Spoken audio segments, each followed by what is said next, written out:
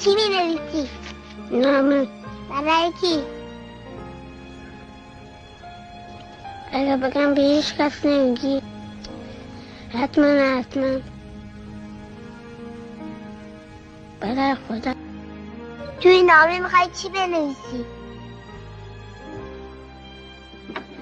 سلام خدا، اسم من محسنه، خواهرم اسمش معصومه است، مادر ما مریض است، حالش خیلی بد است. مادرم باید به بیمارستان برود تا دکترها حال او را خوب کنند، اما خیلی پول زیاد میخواهد. حالا من و معصومه برای شما نامه مینویسیم تا شما نامه ما را بخوانید و بیایید مادر ما را به بیمارستان ببرید. شما خیلی مهربان هستید. شما بچه‌ها را خیلی دوست دارید.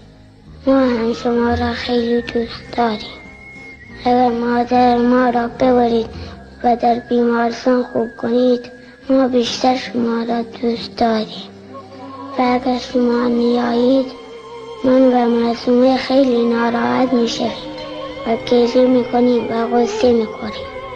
من و معصومه غیر از شما هیچ کس را نمیشناسیم که به ما کمک کند. من و معصومه هر روز میاییم سر جاده روستای نرگسان و منتظر میمانیم تا شما کسی را بفرستید با ماشین بیارد و مادر ما را به بیمارستان ببرد. این بود نامه من و معصومه برای شما.